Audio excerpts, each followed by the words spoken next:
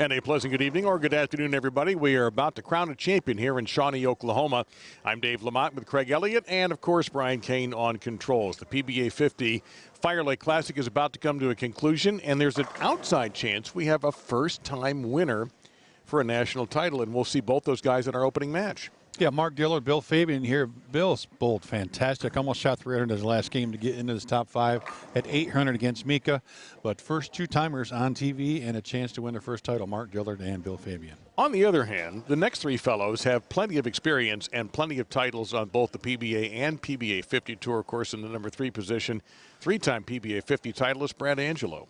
Brad bowled fantastic today. We saw him earlier. He had that eye of the tiger going. He didn't look mad, but he looked very focused. He was not going to be denied this stepladder at all. You could say the same thing about the other two guys. Sitting in the number 2 position, chasing his 14th PBA50 title is Tom Hess. You know, one of the two guys, Barnes being the second one, our leader, that had the great look all week, played the lanes absolutely perfect, made great shots, and it was only a matter of time before they were the 1 and 2 seeds, and there they are. Yeah, Chris Barnes looking for another title. He's won every year out here. This will be number 9 for him on the PBA50 title. He has at least won in every year since he joined this tour. So it is a heavy-duty stepladder. You could call it top-heavy, but don't be shocked if Dillard or Fabian make a run here. Mark has a regional title. Bill has a very interesting life before he ever got into the PBA50 tour. We'll talk about that when the stepladder begins, which is about to be right now. Looks like they're down to the final couple of shots of practice. Yep.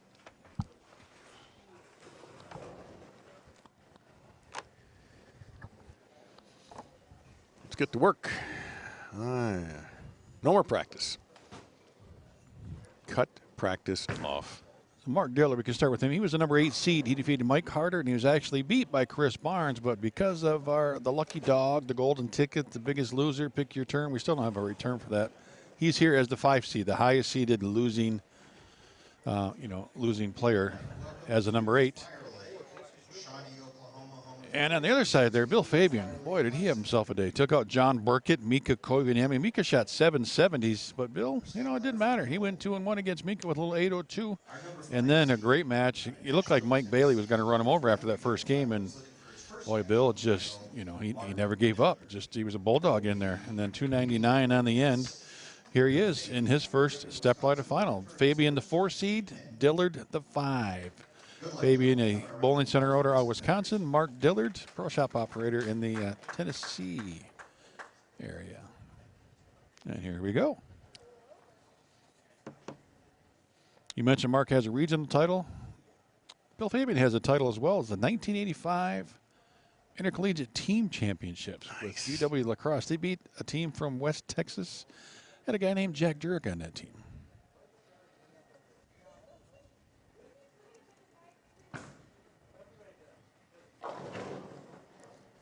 Oh, well, a little rough there for Mark to start things off with the split in the opening frame.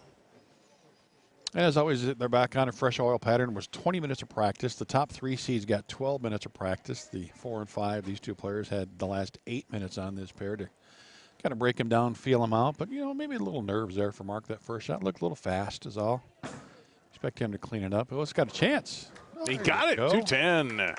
It's a way to start your first stepladder for a national title here in Shawnee. Let's look at this one more time. Right over, 21, 22? Perfect. Just like we saw Thomas do it on our old Open. Time after time after time. I bet he watched that a couple times. Yeah, the old one, yeah. No doubt about it.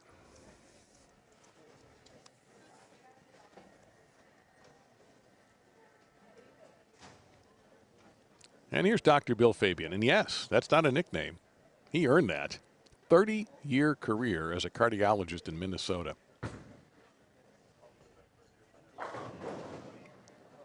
And then he thought, I've done all I can here. I really love bowling. I want to get back into it. I think I'll move to a small town in Wisconsin called Ripon. I believe that's how it's pronounced. I've never been there. And I'm going to buy a bowling center, and that's what he did.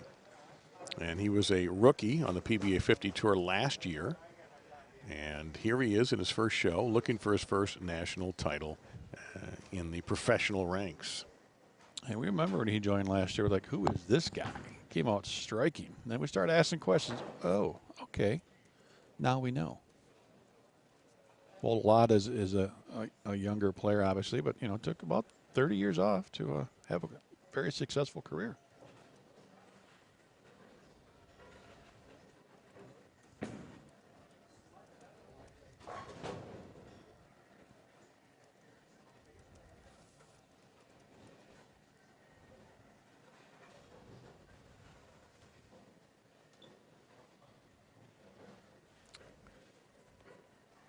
Bill is pretty sure throwing the evil eye. Has a spawn in his arsenal as well, and that's evil right there. And it's ripping. Thank you on that, Jenny. Appreciate that. And he did have a regional this year, which he jokingly said, well, I didn't want to bowl in it because in case I won, it would look like it was...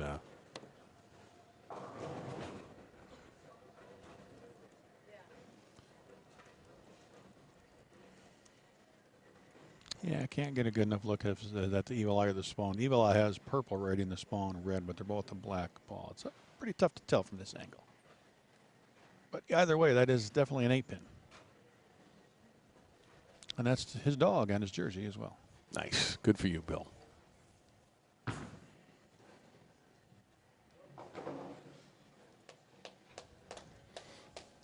The winner of this will meet Brad Angelo. Take a look at Mark. Mark in his arsenal also, pardon me, with a spawn or Ethos Solid, or got a couple, got a Radical Revenge in there if he needs it.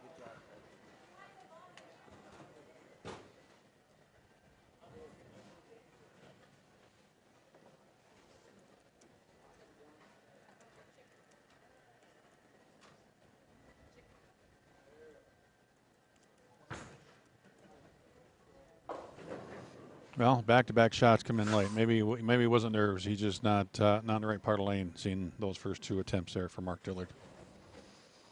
It's very aggressive. I like that, but may square things up a little bit. We've seen on this this 42-foot Roth pattern, you don't want to be giving a head pin away, especially on the fresh.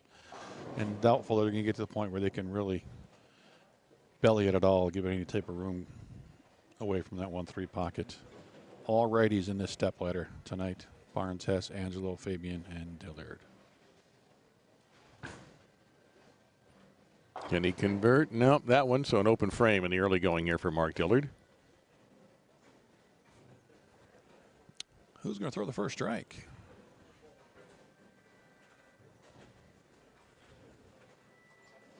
I think if Dillard's got a spawn down there now, is probably the time to grab it. He might be waiting for that same orb.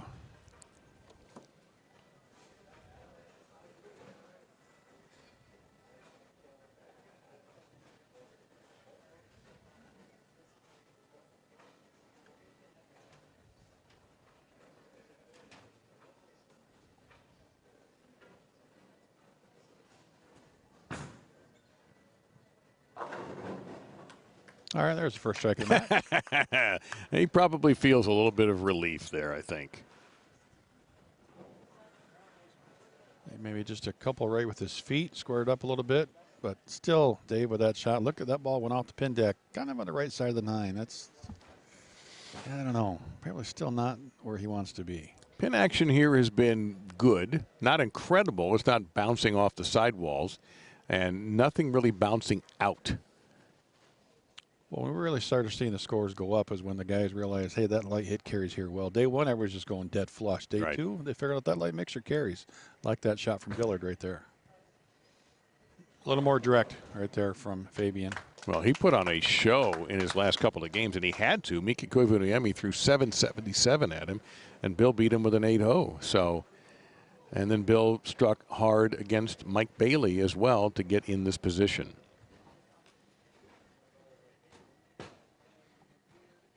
Let's see how that ball's a little bit farther left on the 9-pin, exit the pin deck in a little better position than what Mark Dillard is right now, but it's still real early. 13-pin advantage for Dr. Bill.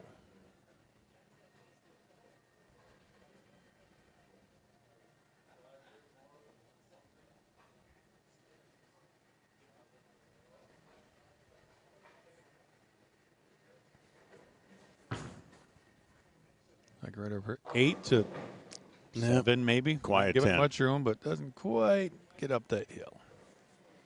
A few of you may be wondering, where is Tom Carter? He's bowling. He's probably somewhere between No, I think he's traveling. That's Ohio right. and Reno right now. That's Somewhere right. in the mountains. He is Hi, traveling. Tom. Well, Linda. he's on his way to Indiana. He will be with us for our Indiana stops.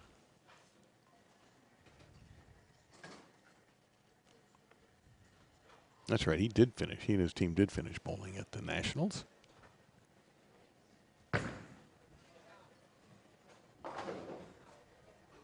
But Tom will be with Randy Peterson and I for this. Randy joining me and Anderson. Craig will be heading to the Norm Duke. The Duke.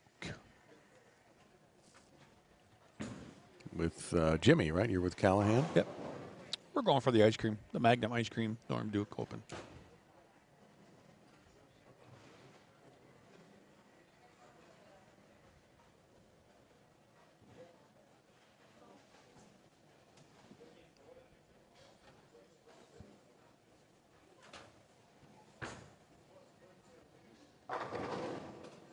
Trying that direct line to the pocket.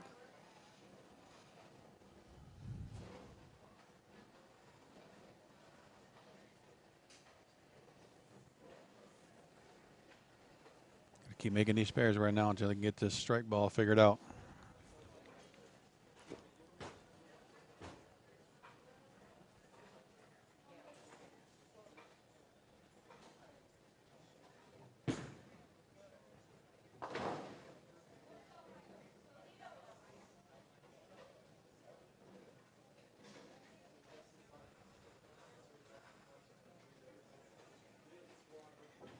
Here we are. We are at FireLake Bowling Center in Shawnee, Oklahoma for our Stepladder finals. This is a very popular center. A lot of events have been bowled here professionally and quite a bit at the regional level, national level. It's home of the, as you see right there, Southwest Region Hall of Fame, which is loaded. I would put that Hall of Fame's teams up against a lot of other people. No doubt. That's a better shot. Drilled it. Much better shot. So he's 2 for 2 on that lane the last 2 shots. After opening there with a 210, we take a look. But look where this one goes off the pin deck. It's the left of the 9-pin where it should be and not to the right side. Much better off the hand. Beautiful. All right. Hopefully that can relax you a little bit now. Just let your body do what it wants to do. Yeah, I've got to think there's going to be some nerves here for both these guys. I mean, it's a great opportunity. Here they are in a position. And if they do, one of these guys comes out of here and they do beat Brad Angelo, Tom Hess, and Chris Barnes. You earned it. That's not a feather in your cap. That's an incredible achievement. Well, if you take those three, then throw in, John Janowitz. Those are the guys who make. One of those guys makes every TV show here. Pretty much. At a minimum. At least one of them, but not 2 of them at a time. Yeah. I mean, they've made more shows than anybody between Barnes, Hess, Angelo, and now JJ the last couple of years. It is weird when they're not on the shows. Yeah. Honestly, and you have to go around and wait, did they bowl this week? It'd be interesting to see in the last, let's say the last 3 years, when one of those 4 was not on his show. You know what? I don't know if it's ever happened. Oh, I bet it has. I don't know. Well, let's think. Masters show. We just did it. That was Knowlton, Warren. Brad wasn't even in the building. Tom didn't make it. Chris didn't make it. So it was Amleto, JJ didn't bowl. Hoffman. So they didn't. So one of those guys didn't make 2 that. of the 4 didn't even bowl. Right. Well, and Jet's right. Janowitz being still injured, although I understand recovering well. So he'll be back soon.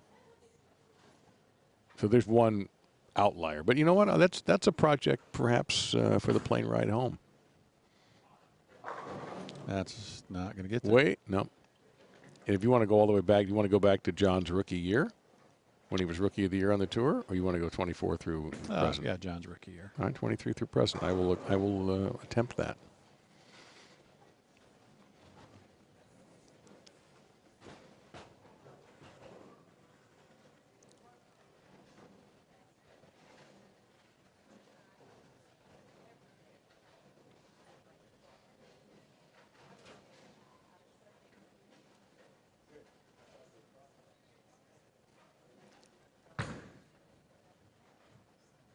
Hanging in there, neither bowler with the double yet. Fabian clean.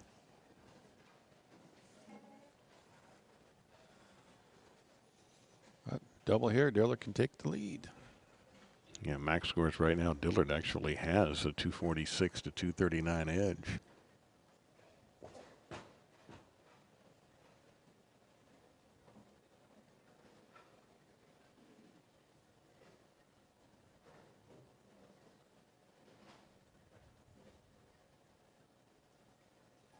Last shot was the best he's thrown. That one looks a little slower and better too. Is it going to get there? Yes, it does. There's that light mixer you talked about that on day one really wasn't working. We don't understand why, because it became successful yesterday during the second qualifying block. There were 12 games of qualifying to cut to 32.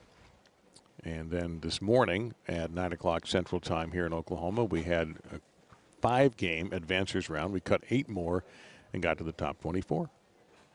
With the top 8 receiving a bye. Mark was one of those. He was 8th. Tom was 3rd. Chris was 1st. The others, Brad Angelo and Bill Fabian, had to work an extra round.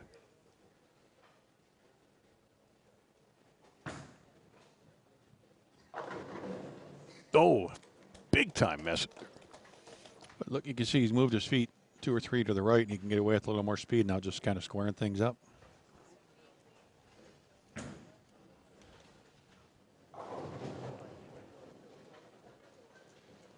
Got a ball game now, ladies and gentlemen.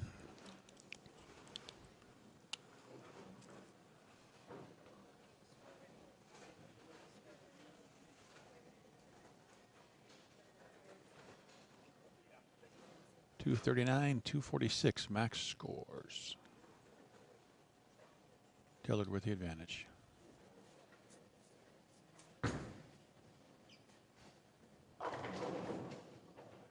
Oh, a late tapper on the 7. And the 5 and the 10. It took its time to finish. Let's count these, folks. Yeah. This is when you get time to think, oh, oh, oh. And in slow motion, we'll even get more time to count them.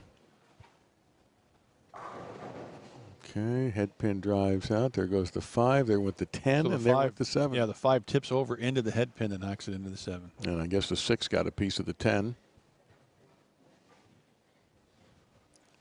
But on this lane, he's 0 for 3. And this is where he's going to finish.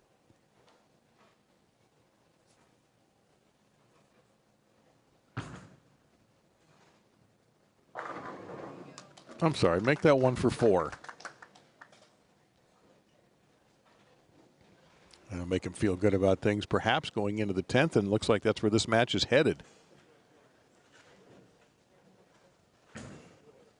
Bowlers to Veterans Link. Our message is simple, to brighten the lives of veterans each day. But bowling isn't.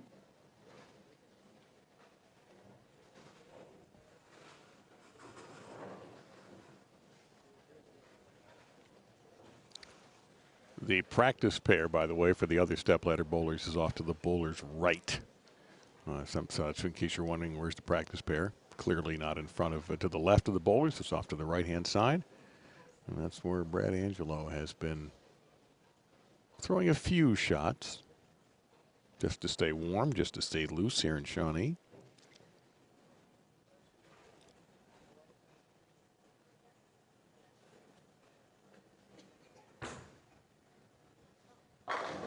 His best shot. No doubt about that.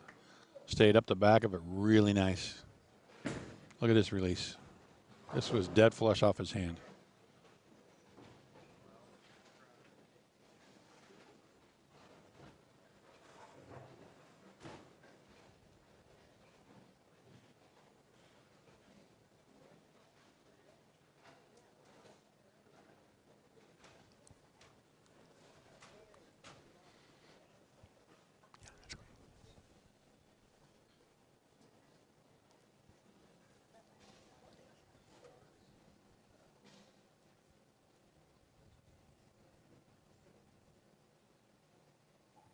Start to keep the lead. Got to push a little. And he keeps the lead. There you go. And yeah, this match is close enough that one non-strike could be fatal. Just looking at his reaction, look how he's just Each shot just kind of cheating a little more, a little more, a little more, squaring up. Be careful not to get a little too high, leave a 4-pin somewhere, because Fabian's ready to pounce. He can post a score, 239. Here with strikes at the 9th and 10th frame. But cannot lock Dillard out. No, he cannot. So Mark will get the opportunity in the 10th to respond.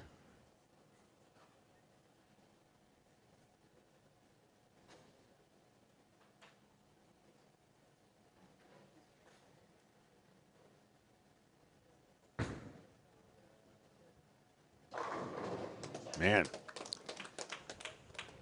9 spare or strike every time. Pretty classic style, too. Look at this one more time from Bill. Little knee bend, left arm out, good follow through. He's about 6'2". He's about my height. Maybe 6'1", but so long arm swing. Early 60s as well. Still got some flexibility there, you can see in the knee bend.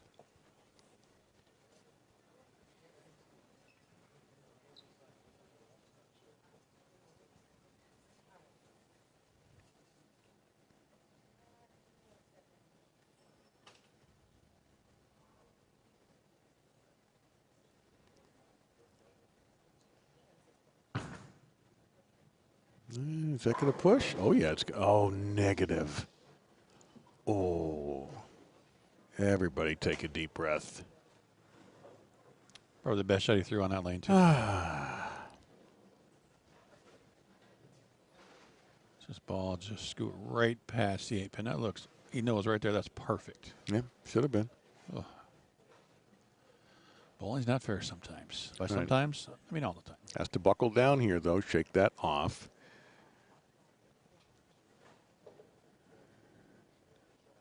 So 218 is his best. Yeah, he can still force a mark out of mark.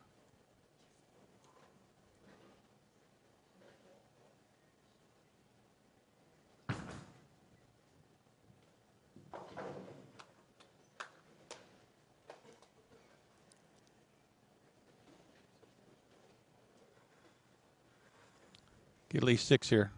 Dillard's going to have to mark in the 10th. All right.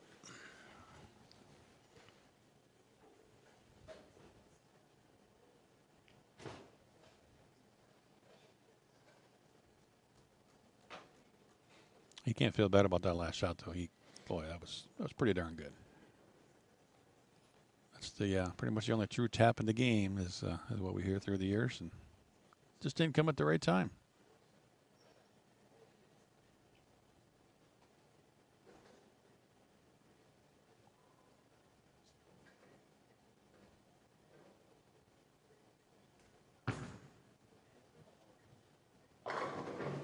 That looked like the same shot, honestly. 218 for Bill Fabian.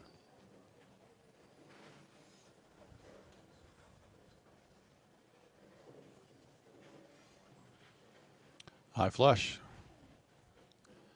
Pretty simple. Any mark, for mark, and he will advance to take on the number 3 seed, Brad Angelo.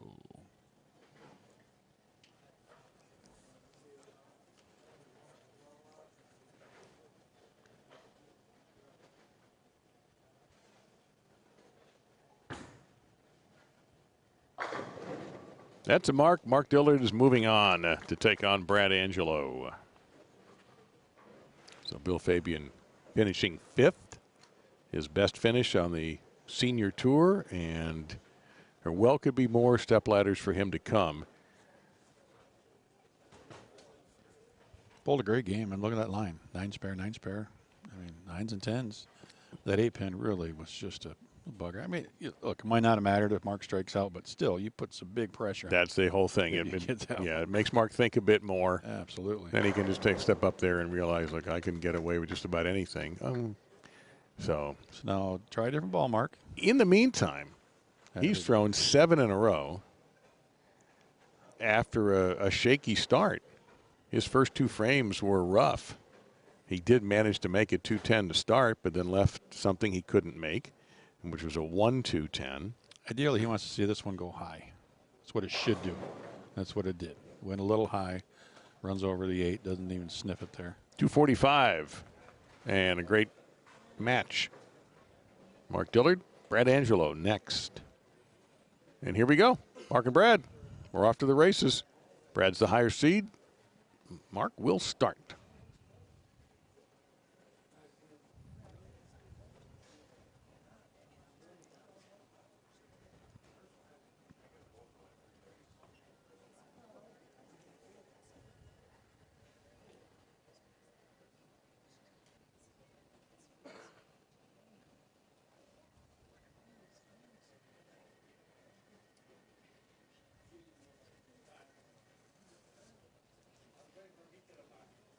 So Mark Dillard finished with a flourish.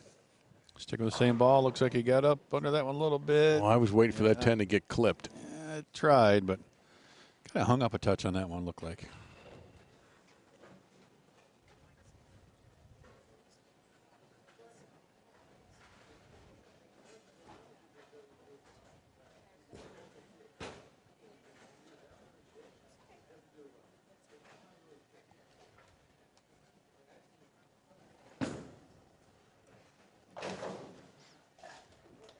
Hopefully now Mark feels comfortable and has adjusted to this environment, which always goes by very quickly the first time you've ever done it. And we're doing it, you know, a little bit faster than you do on regular television, where they take the long commercial breaks and they take breaks in between game, in the middle of a game. And there's a segment where there's no bowling at all. And here, obviously, we just floor it, and it's just enough time for practice.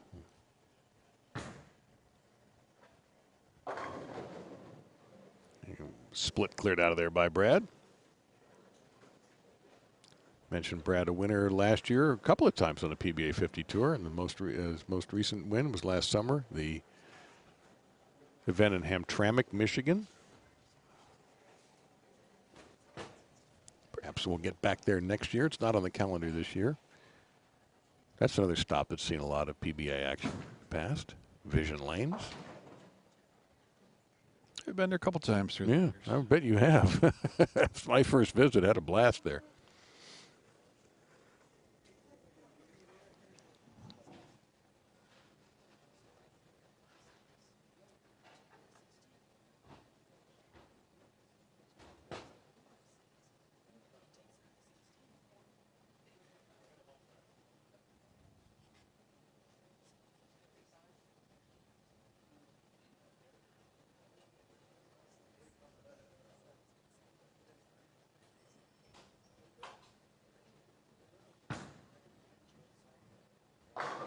Perfect. Few people in the sport know lane play much better than Brad does. Pretty rare when you see him play a lane pattern incorrectly. That's why he makes, I don't know, we did the math sometime last year, like 40% of the step ladders he pulls. Yeah, well, I'm going to do that project from 23 to present is to see between Brad Angelo, Chris Barnes, Tom Hess, and John Janowitz, who JJ starting 24? JJ started 23. That's right. I'm going to go back 23. Rookie of the year is 23. 24, 25, player of the year. 20. That's right. We're in 26. We are for like 5.5 more months. Okay. By the end of the year, you'll hear some things about, you know, the year running out. It'll hit you. I'll be waiting patiently. In the meantime, I'm just going to watch more bowling. Dillard off to the kind of a slow start again. A couple of single pins.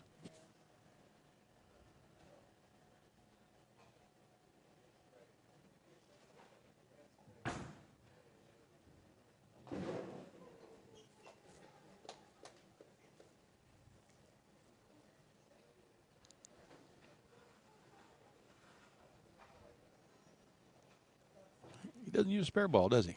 Didn't throw one at the 10 pin or at the 7. No, he hooks him. And that one almost took a little too much. Yeah, I didn't say anything, but he was thinking it. He was definitely thinking yeah. it.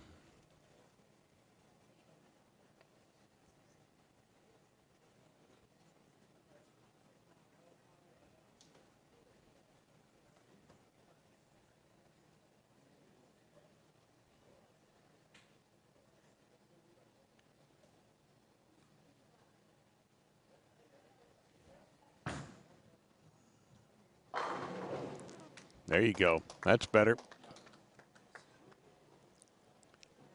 I think the key for him is the ones that he gets right early. He gets them in the dries, gives it time to face up. They're really, really nice. The ones that get in just a touch, that's his corner pins or his his single pins, and got to get to the dries. Let the lane help you do some work there.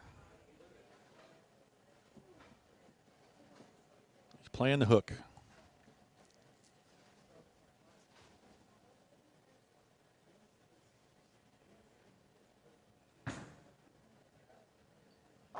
So's he.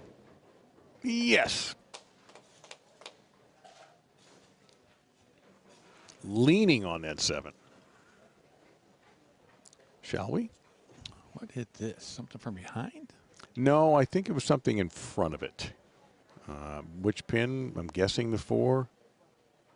Oh, looks like the 6 pin just plowed in there. Or the 4 pin should be plowed. Yeah, I think it was with the some 4. help.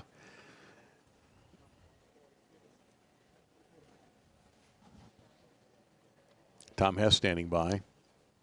Take on the winner at the top of the step ladder, Chris Barnes. He hasn't thrown any shots yet. It is eerily quiet on the practice pair. You're right.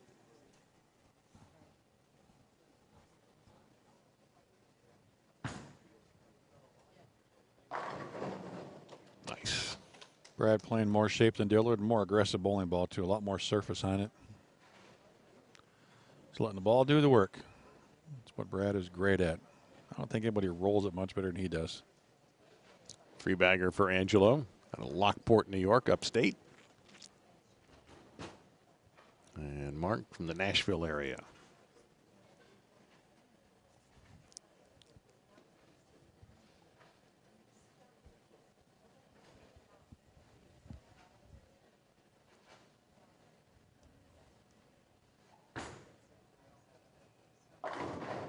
That one got through the nose just a touch, leaving him a single pin.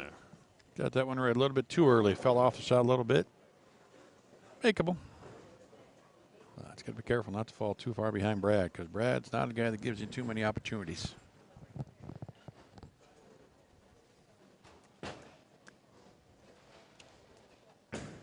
There's first shot from Tom.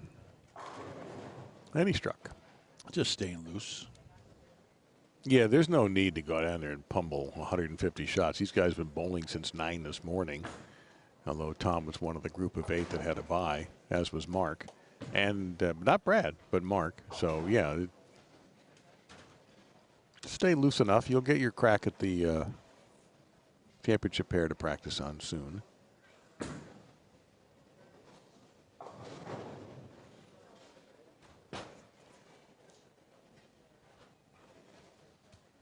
And re-rack, please. Something didn't fit his eye. Just want to see a full rack of pins over there. You don't want it to be re-racking as you mid-approach, Well, any type of distraction. Extremely sensible move. But it's always nice to have the lights on the 2 pairs next to the final pair as well, just to mitigate any potential distractions, shadows, things like that.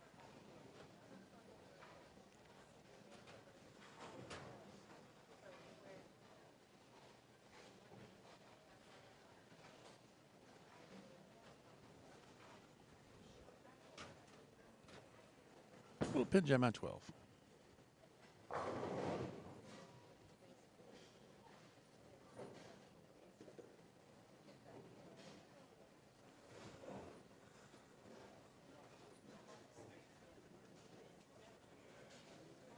So 4 pin, a 7 pin, and 10 pin, and a strike so far for Mark Dillard. See him down there talking to Jeff Johnson, working on a game plan. Threw a great shot his last shot on lane 11. Can he repeat? That's what he's hoping to do. Got me thinking while we're looking here. We have that regional that happened in Manassas. Dio finished second. Spoiler alert. Thanks. To Ben Robinson. His roommate for the week. And Richie Teese was 4th. Sean Maldonado 5th. Chase Nadeau 6th. Nick Pate 7th. Some familiar names. I do believe that's Ben's first PBA title as well. Good for him. From England came over this year. We met him at, he led round 1 at the Players' Championship in Euless to start the season. Oh, goodness. There's a lot there. Yeah, that's trouble.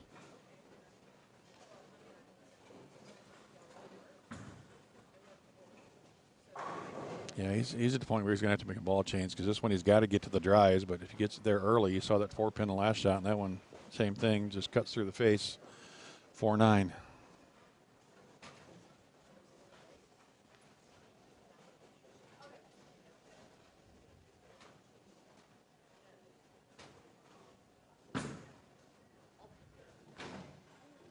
Nope. Wide open door now for Brad.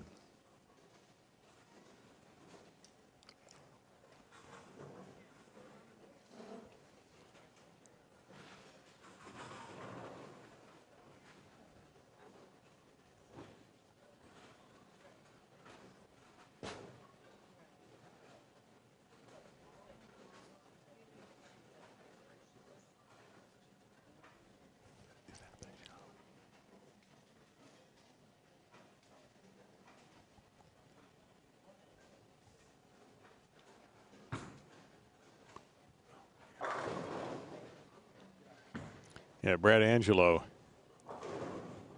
will make you pay.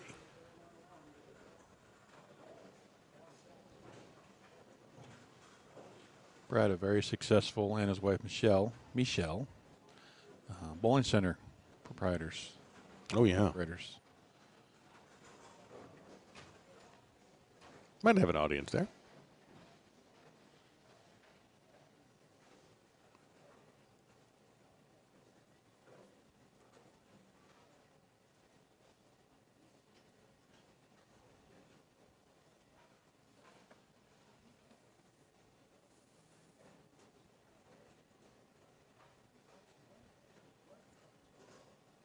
By the way, we left the shot. It's real easy to remember the name of the place. Right, Angelo Lane. Exactly Lockport, right. New York. Exactly right. You don't have to fuss about that. And Brad right now, no fuss in this game either.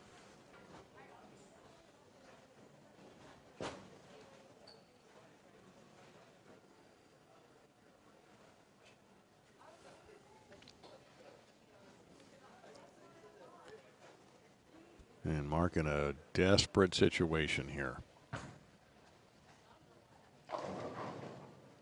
All right. So that's 235 out there. That looked like a ball change. Brad's pacing 240s. It was. What's needed?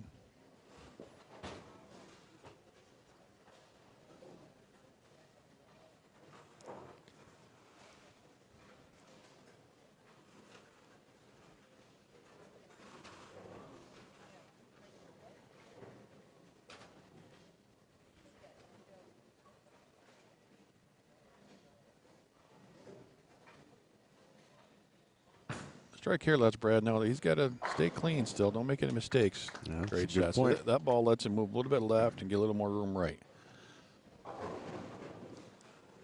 Now he can almost play the hold, knowing that the ball is going to hook.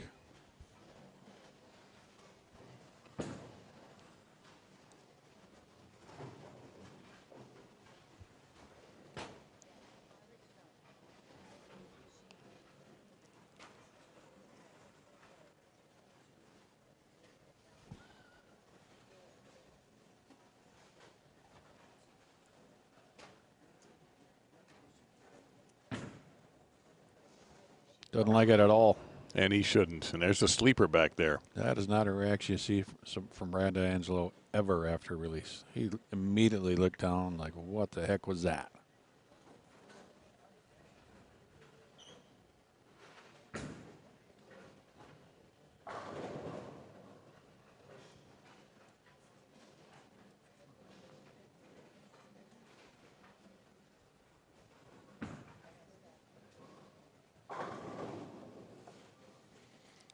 Potential turning point of the match. So Brad, pretty accurate spare shooter. So odds are very much in his favor of being able to pick this up.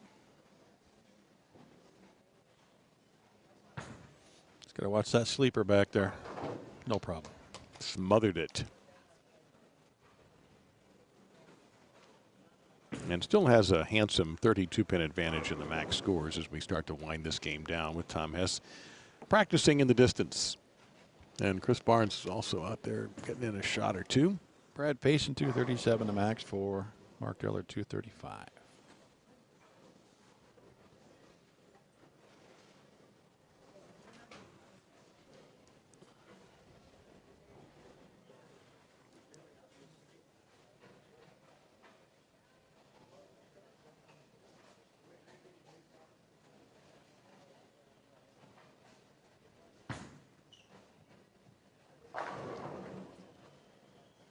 Wiggled.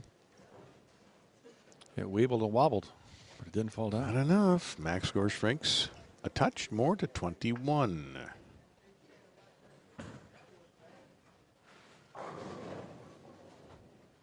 Now Payson 236. This is where count comes into play here. That's 7 spare, that last shot. A little more important all of a sudden. Mark's just got to get up, throw a quick double right back at him and say, okay, Brad, what do you got? Must double right here. Off the ball change in the 6th.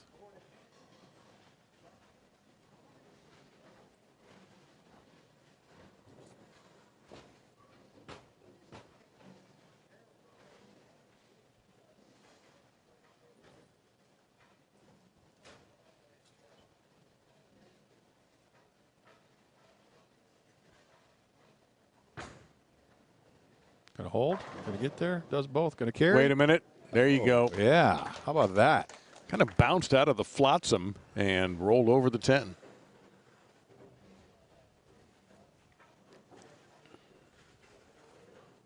Don't forget, Mark put on a big strike show at the end of the first game in defeating Bill Fabian 245 to 218. So he proved that he could close.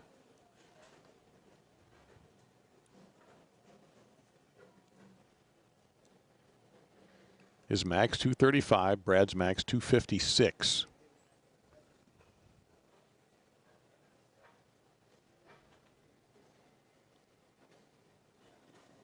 Chris Barnes moved over to watch the match off to the right, and a 4-bagger for Mark.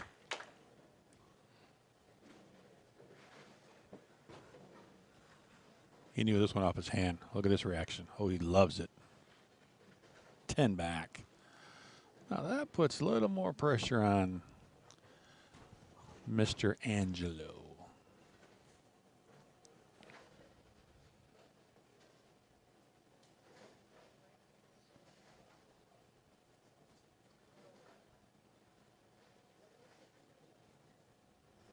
If he goes 9 spare here, now he's facing 235, potential tie. Well, we all saw that. I'm not sure that needs any additional words. This went from, uh-oh, Brad's in big trouble, to, uh-oh, Brad can still shoot 256. And I love to see what happened here. This has to be a 6-pin. Yep. And, man. That's where we need to replay a Tom S. earlier going, wow, wow, wow, wow, wow. That's what that one was. Brad can lock it, can win the match. Spare strikes a winner by 1. Without Mark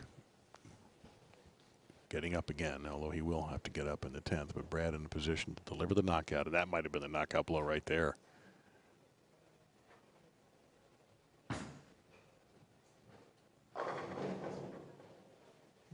Well, almost again. 10 went late, 7 still standing. Yep. Make this and strike, and he wins. Yep. Make this and get a 9 count. Wait. Possibility of a tie. Yeah, man. Yeah, man.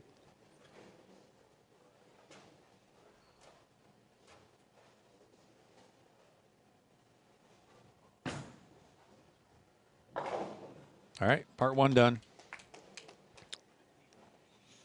So for Brad Angelo, the math is simple. Strike, he's moving on to face Tom Hess. 9, he has to wait out Mark Dillard.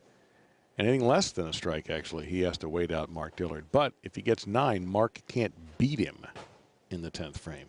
If he gets anything less than 9, Mark can steal the game.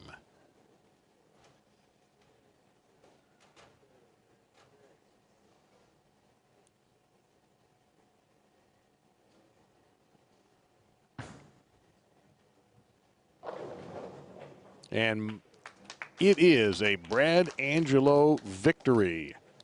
He stays alive in his pursuit for a 4th PBA50 title. He'll take on a man who's trying to get his 14th. Tom Hess and Brad Angelo will be next. Mark Dillard takes a 4th place finish, his best on the PBA50 tour, and he will be back. Very, very good bowler. Made some great shots. I think just missed a little move, maybe 2 moves in these 2 games. And, you know, look, got down to the 10th frame. Still was going to have a chance depending on what Brad did. Brad got a heck of a nice break there in the 9th, but did what champions do. Took care of business in the 10th and shuts him out.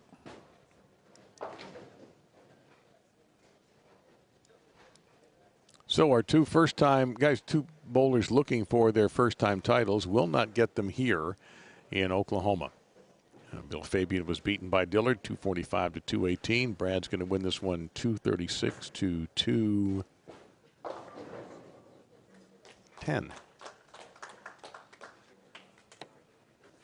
And again, Brad being very gracious, as he is. Brad Angelo, the 15 seed. Tom Hess, the 3 seed. Tom's going to get his choice of how he wants this match to begin, or whom, or who will start the match. Yeah, there doesn't appear to be a specific lane now. Remember earlier yesterday we watched lane 11 get a little tricky, but right now it looks like they're both playing pretty close.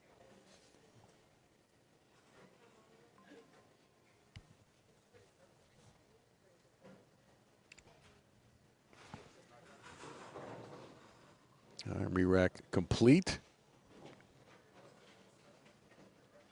Phase 2 Pearl. Thank you, sir. So add that to the Hess list.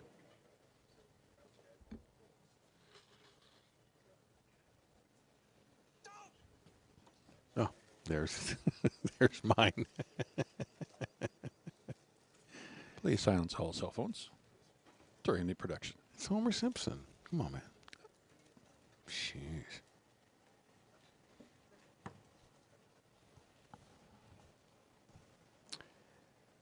Lane 12 has been the difficult one. I think this goes back to practice. The day of practice, we were here for a little bit, and that's when the gentleman we talked to with the cowboy hat came flying down that, and that was the lane he flew down on. All of a sudden, I hear this thud, and I see a pair of feet and some legs attached to him, and I think this was the lane. So got a little rack issue here. Take a moment also, we want to thank Chris Skillings. He is the proprietor here for the wonderful treatment we've had, and tournament director Michael Alexander, who is the Southwest Region Tournament Director.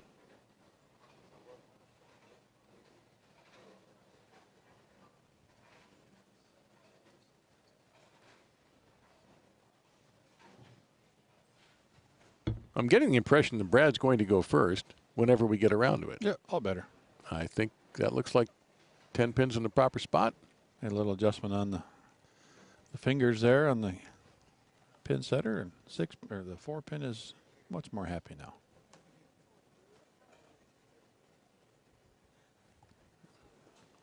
Let's see who's going to be happy at the end of this and get a shot at Chris Barnes, the #1 seed.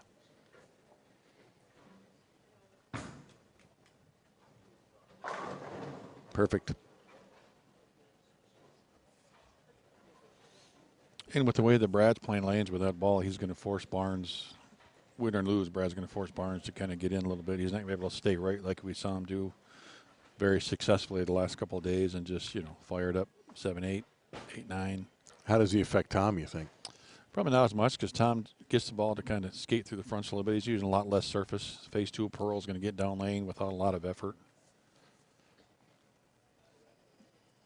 I think he's got to watch is how hard does this come off the spot.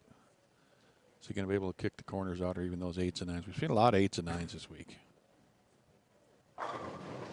Well, kicked the 10 out perfectly.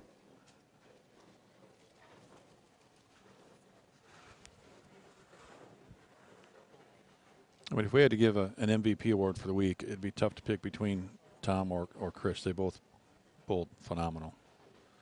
You know, Chris obviously the 1 seed, but as far as lane play all week long, ball selections, neither one of those guys were ever lost.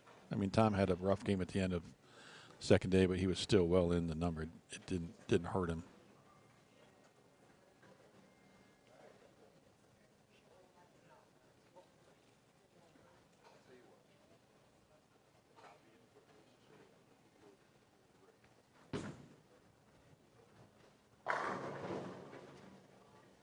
Okay, we're off to the races.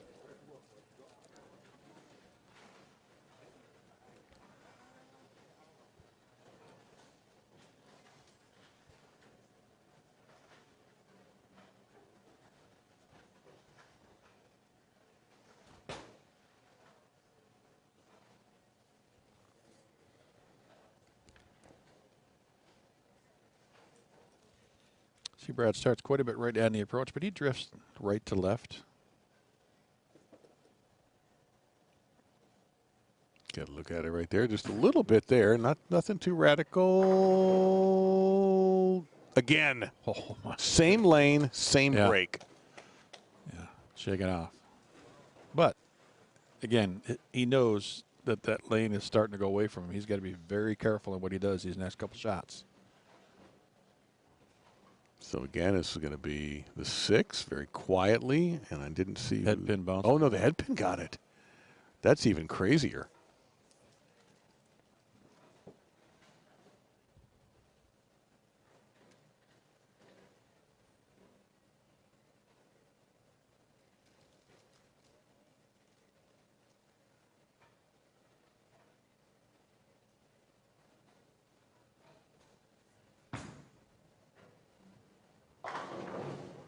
Well, he's got that lane mastered. Now he's got to figure out the right. Will he change the ball on that? Perhaps. I don't know if he's ready for a ball change over there, but he's definitely have to make a little move in, bump in a little bit. Because he's had 2 close calls at 7-10s.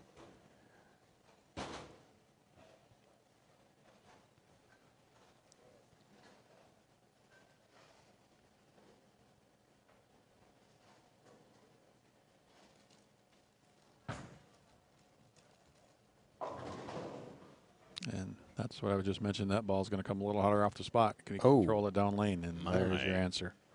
Looked a little slow, too. We don't have speed on the. Is it up there?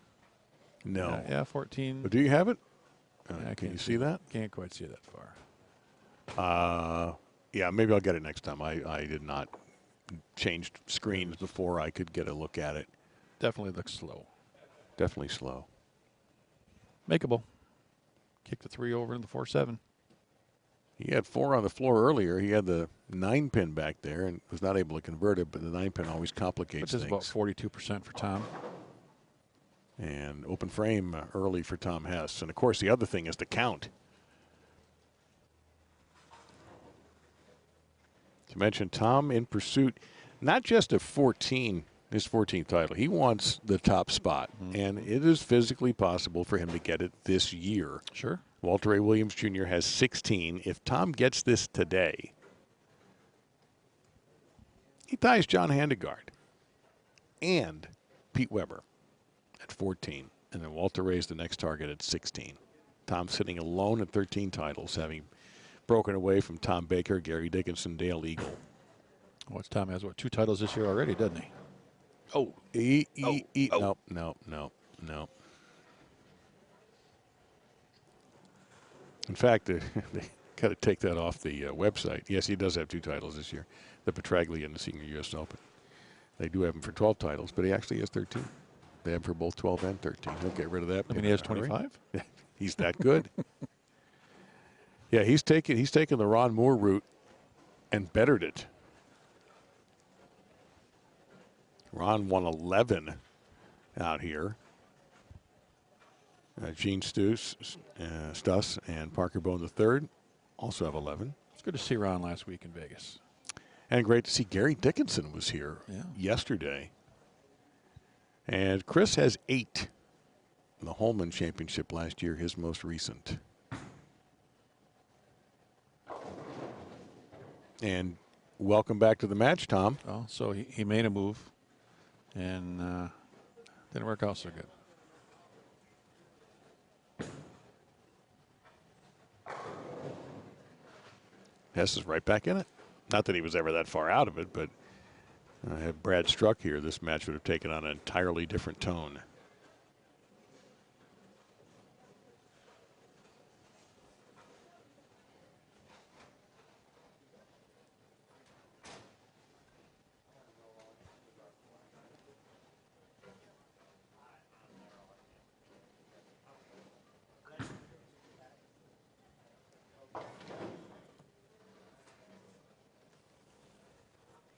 Okay, max score now favoring Angelo by only 14 pins. This lane he has crushed the last few shots, going back to the last game when he beat Mark Dillard. So the right lane is giving both of them headaches at the moment. Be interesting to see what Brad does his next attempt on lane 12, because this ball showed no signs of going light at all for these last. And look what happened with Tom's shots. Last shot on the 12th. Chopped right through the middle. But this lane, no problem. And that's some bad news for him. It's not where he's going to be finishing.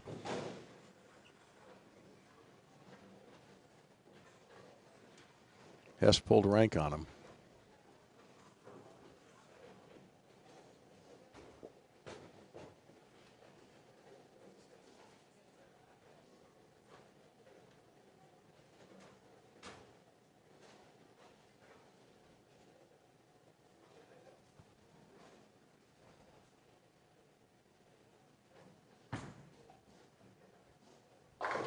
That's a much better shot on that lane.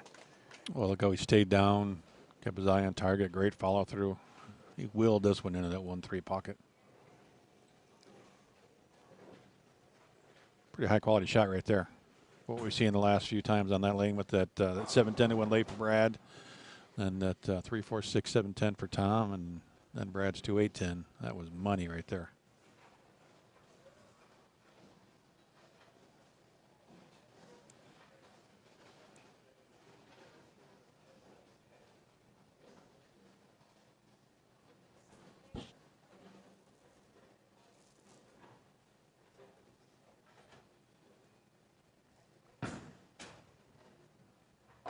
Perfect. Double for Hess. Throws it right back in Brad's face. Pretty much a carbon copy shot of what we just saw in lane 12.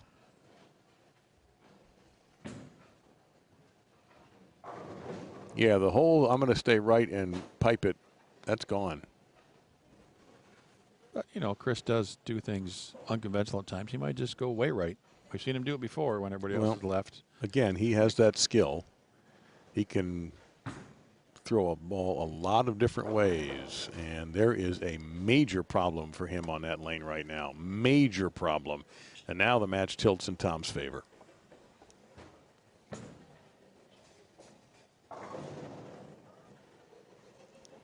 You'd have much rather seen that the last time than at 2-8-10, because now he's got too much push and too much hook. Now he's, boy, it's not a good spot for Brad here on this lane. As you mentioned, the lane he's got to finish on as well.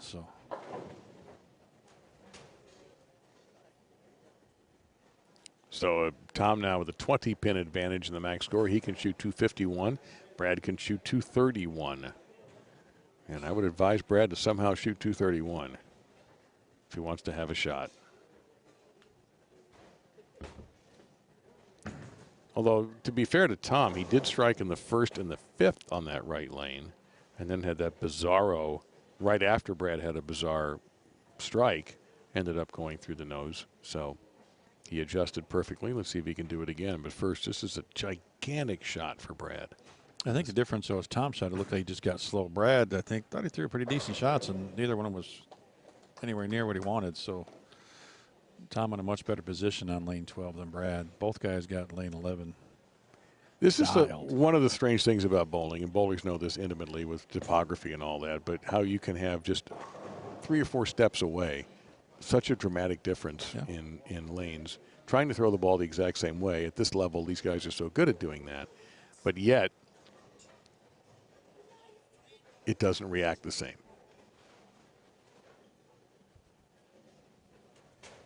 You know, by the way, you can't see the oil, the invisible puzzle out there. Yeah, it's not a golf course where you know where the bunker is. Oh, that's in the pocket, kind of, sort of. It's a strike. That's all that matters. He missed this one too. It's a good thing because he missed left and missed it at the bottom. It just kind of sits there.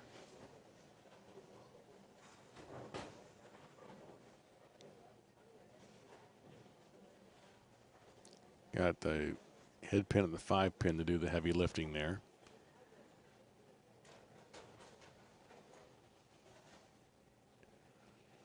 Strike, 9 spare strike on this lane for Tom. He'll finish on this one.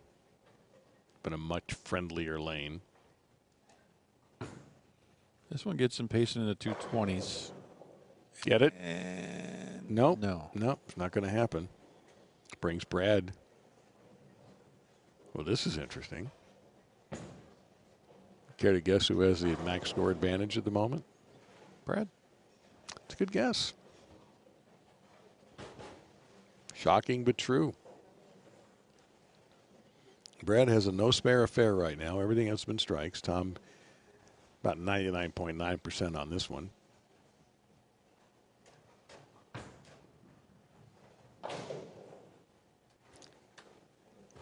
If they both strike out, Angelo will win by 1. With what we're seeing, it's tough to assume either player. As a player, you assume your opponent's going to strike out, but boy, right now that'd be pretty impressive. Well, if that means Brad's going to have to throw 4 strikes on this lane, which has eaten him alive after he struck on it the first time. But that was, here's a term we use sometimes, a lucky strike. And it was. Oh, no, he'll be the first to tell you. And if not, we'll be the first to tell you, but he will. So this could almost be the whole match right now, even though it's the 8th frame.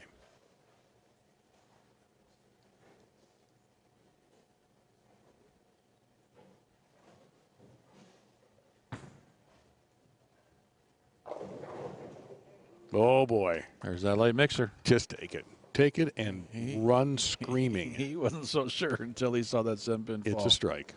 Usually you see a good reaction for Brad who's like, maybe, still maybe. Well, you know what? If you were blindfolded and just heard that shot, you wouldn't think it was a strike. That sound like 8.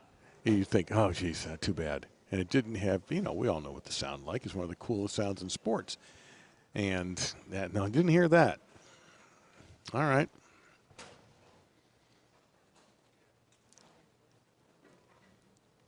If Brad strikes here, Tom cannot lock him out.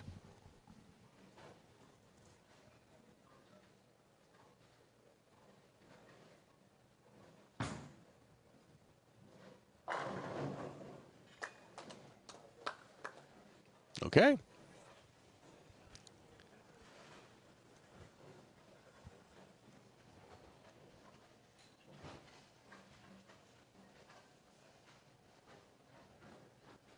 So Tom has settled in on this lane. He just had one wacky frame with it.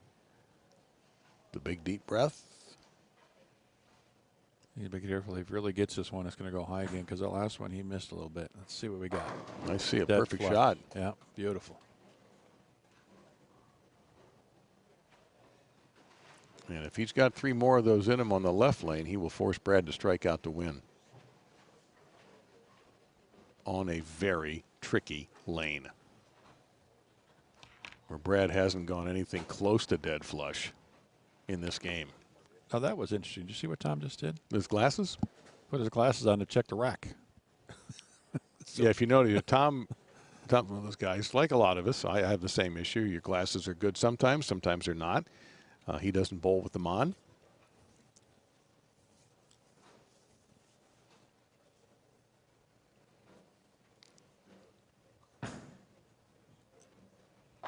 Put a lot of mustard on that.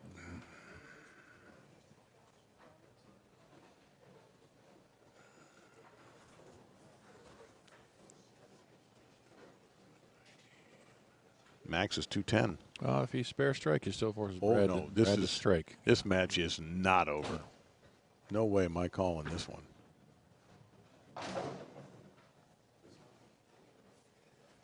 No way. Yeah, I mean, if Brad goes 9, if Tom strikes here, Brad 9 spare strike is a tie. So a strike here forces Brad to strike in his first ball in the 10th on the lane that he probably didn't want to bowl on again. We should give a BowlTV t-shirt to somebody who can guess Brad's 10th frame score correctly.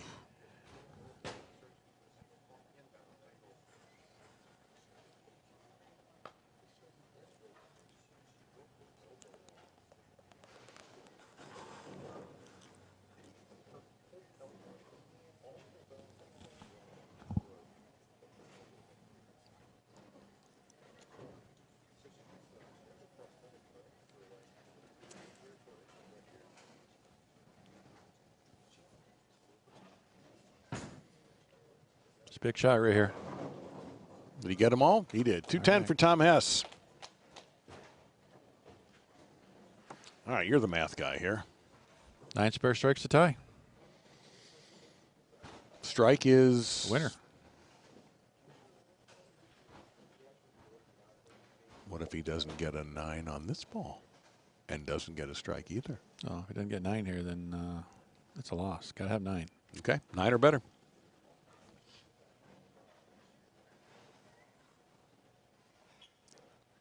The old re-rack. Chris Barnes, the #1 seed, standing by. I'm sure he has plenty of thoughts about lane 12. 9 or strike. 9 spare or strike. Strike wins it. 9 spare gives him a chance to win it with the next shot.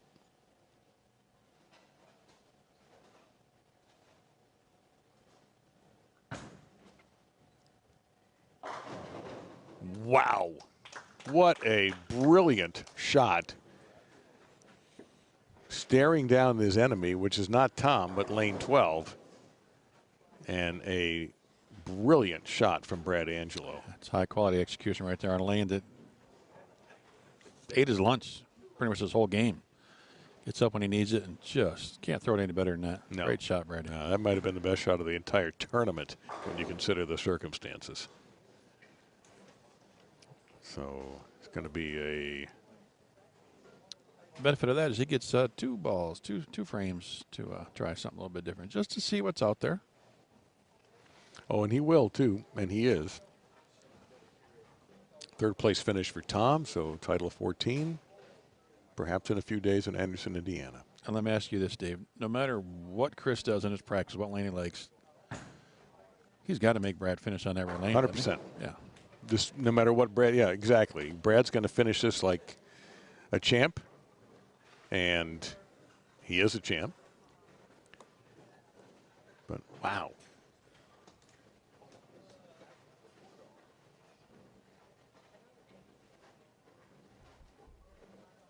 Great match. We saw a little bit of everything there. Yeah, we had a lot of strategy involved in this one. Ball changes, and you know Tom's 3rd frame bit him, but he came back, and somehow Brad is going to win this game without making a spare. That's bowling. Watching Chris's shots here can be quite interesting to see what he does, what he looks for, what he tries to do. He gets 10 shots. So Brad just threw 3 in a row on that lane of death. A couple different balls. Will we see one of those different balls? That wouldn't be a major surprise. And look who's starting on the left lane and finishing on the right, as predicted. What's that? I don't know. Just trying to have some fun. I think they know how to put their names in. All right, for the championship here in Shawnee, the 2026 PBA50 FireLake Classic between Brad Angelo and multiple Hall of Famer Chris Barnes. Now this, I think, is that Gremlin, the darker colored ball here. Gremlin Tour X, which he used with some success in the match play brackets. That's what he went to at the end of the game on the right lane. He hasn't thrown it on this lane, though. And may not again.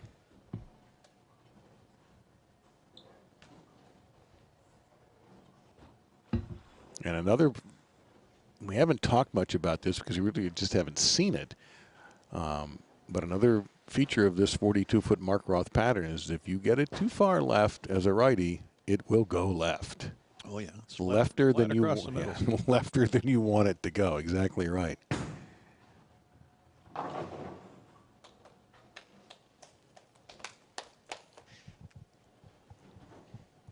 Yeah, the ball might be done.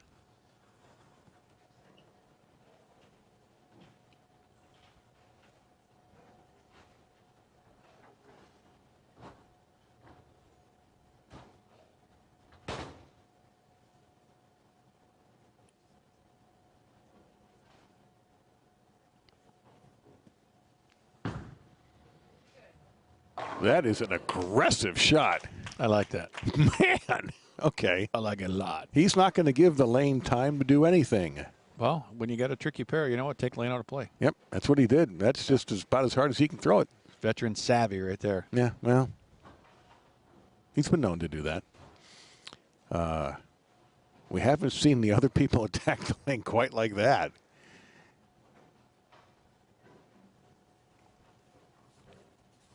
Is that also the Gremlin?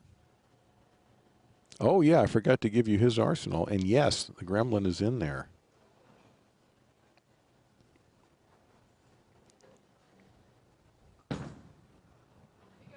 He's just ripping. But he's definitely playing that one a little bit farther left. Right lane, taking out a play. This one he's shaping it just a touch. Two very high quality shots, though, from Chris.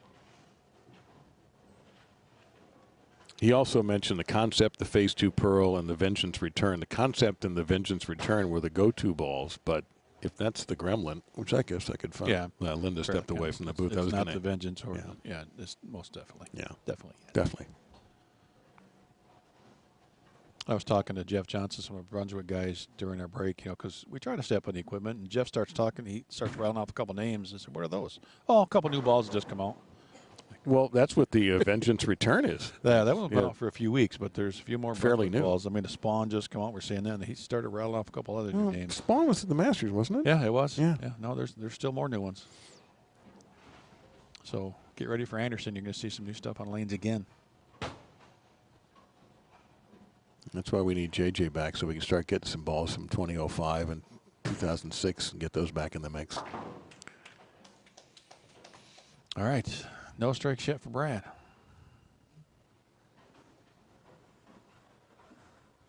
Let's just say this is the opposite of the start Chris had at the U.S. Open and leave it that.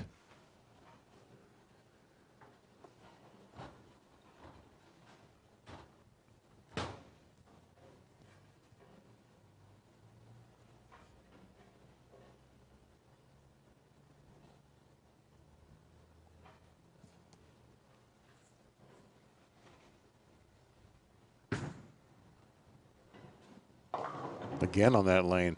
And I think that's a 9-pin back there, is it not? He moved in on that one. Yep. It is. Yeah, I got the sleeper. He moved in a little bit and still overacted. Be curious to talk to him later, you know, even win or lose this match. Why? I understand the ball changed on the right lane 100%. But the left lane looked like he had it going pretty good. He did. Well, Brad knows the answers.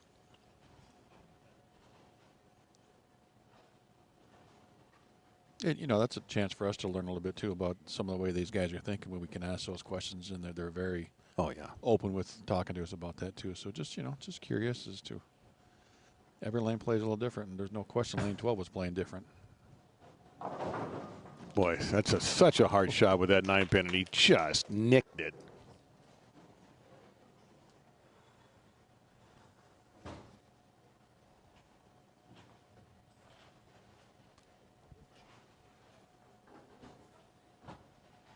Well, let's see if we're getting another 95-mile-an-hour fastball.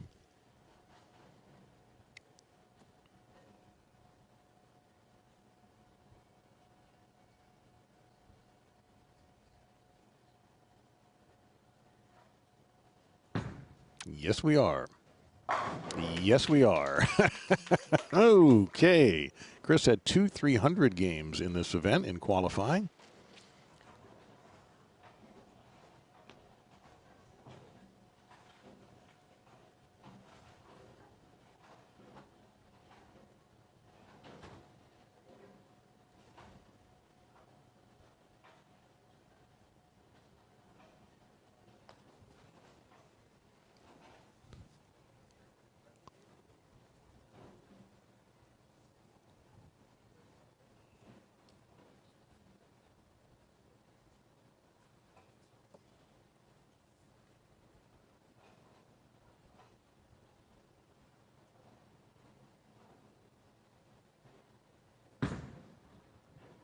Not going to carry. Oh, wow. I thought he was going to get one of those kids' messengers. He actually did. It went behind the 10, it looked like. Look at this pin action. Is it going to carry, you ask? Oh, it's going to carry, but it's not going to get the 10 pin out.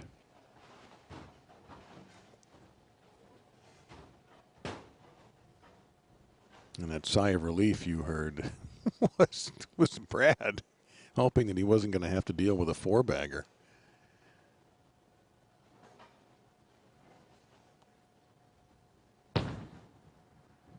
Well, he's even throwing the spares hard.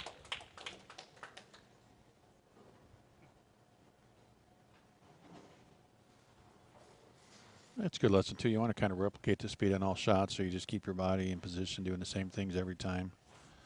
It's hard to change speeds a lot like that. You know, these guys at this level do it all the time, but if you're throwing it hard, keep throwing it hard. If you're throwing it soft, keep throwing it soft.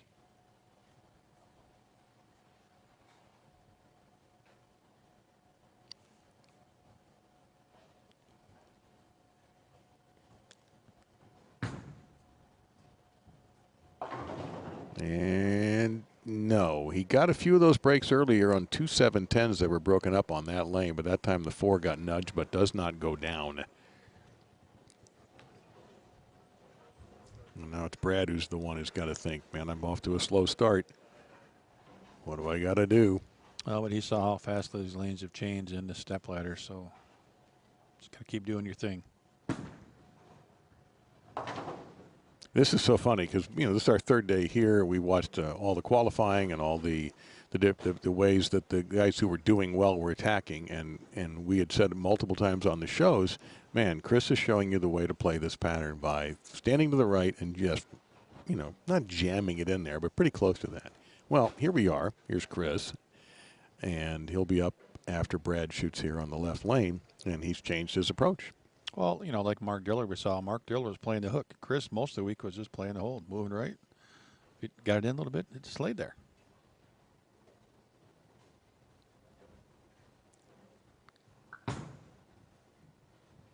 And that's a good-looking shot from Brad, and he really needed it. Ball change as well.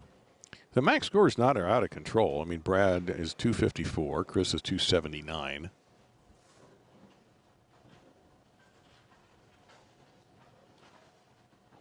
And Brad got tired of the other look, so he changed it up. Yeah, a tough one for Brad was that 6-count spare. That kills him in count. Mm-hmm.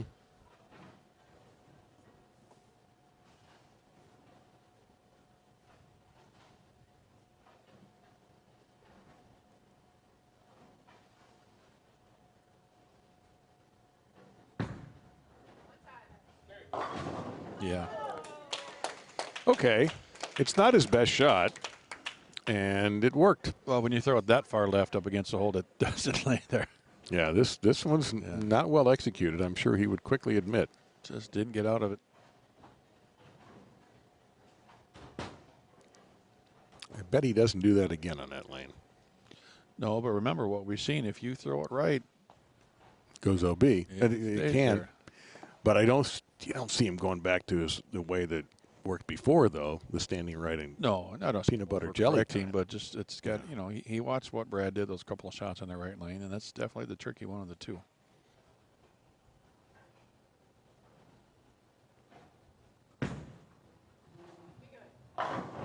Oh yes, that one he kind of knew about because he was already on lane 14 before that hit. We're sure he's 56 years old. Look at this bounce. What lane does he finish on by the time it hits? 12 to 13. He just ran the backwards 40 in 4.4. And Brad's going to have to do the same thing. Not the running backwards part, but the striking part. Yeah, just needs a double to keep it close.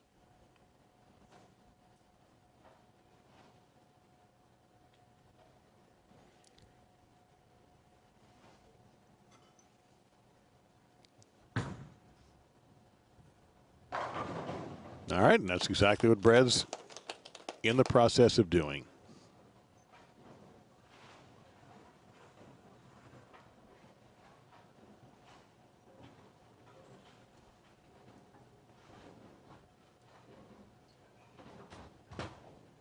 Change balls on this lane as well. Well, again, we've talked about Brad being a premier strategist out here.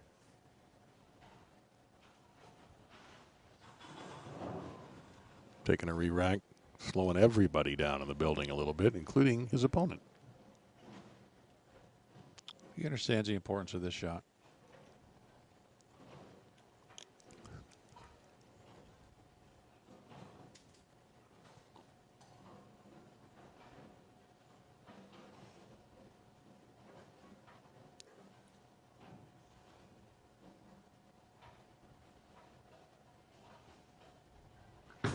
Keep it within 25. No, sir. Got tougher for him. You could see that about 45 feet that was going to be a 10-pin ball. Just didn't make the turn when you wanted. And sometimes we hear that happen already. You focus so hard on getting one lane dialed in. The lane has been favorable. You just, it was a good shot. But, I mean, he'll give himself maybe like a 9.925 on execution.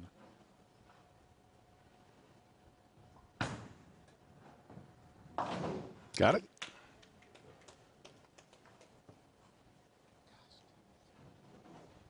But that dents gives Chris some wiggle room if he needs it.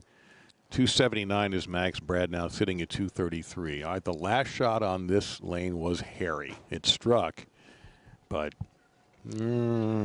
Oh, it's left all the way. But Chris is already, pacing 229. This one gets him into the 230s.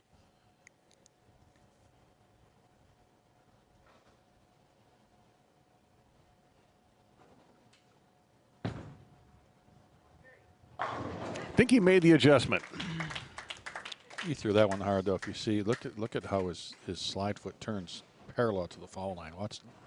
Look at this. He gave it everything he's got. You don't see that too often for Chris. Usually he's straightforward with that slide foot. Mm-hmm. Yeah, it's been very, for a guy who can do so many things, he's decided to choose violence here today. and, Yeah. and it's working beautifully. I'm a fan. Yep, it's working beautifully. Now pacing 239 with Brad's max of 233. So if he just keeps going, 9 spare strike, 9 spare, nothing that Brad can do.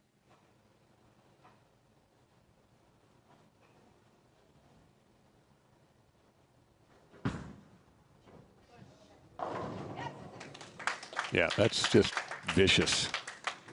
He may have to ice that arm tonight.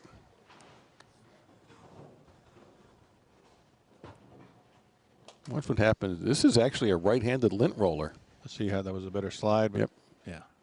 Nice shot. Brad knows he's up against it. We will meet the champion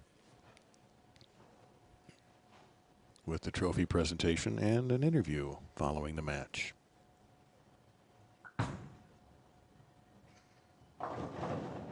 Nice little divider there. These guys both won 2 titles last year. In a year where until JJ did it, it was a very even year on the PBA 50 tour. JJ got an extra one at the end, but so far this year, Tom Hess already has 2. Danny Wiseman in the Villages. Tom Doherty, the World Championship. Jason Couch picked up one at the PBA 50 World Series as well. JJ picked up the Ballard. All right, still alive. And the USBC Senior Masters, Chris Warren.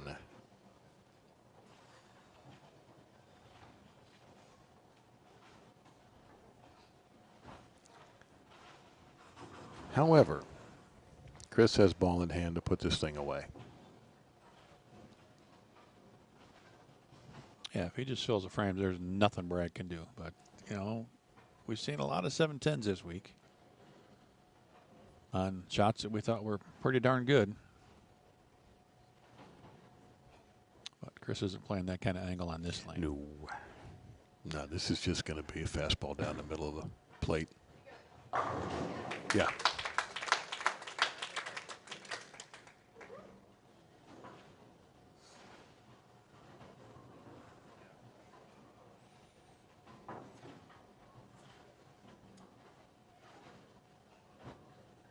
That's a winner. Yeah, there's not many people on this tour who can fire up that kind of heat and throw it accurately. Correct. And throw it for a championship. Victory lap right here for Chris Yeah. Barnes.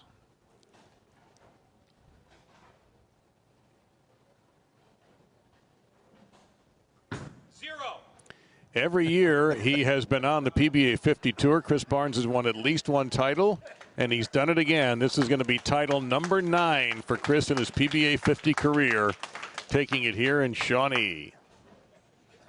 Hey, Brad having a good time. Open. Please get 0. Give me a chance. No. I'm not even sure that would have helped.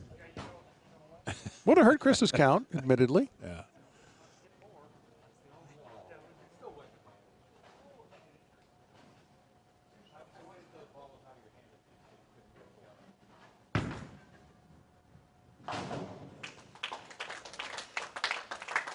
Well, Chris conquered that right lane.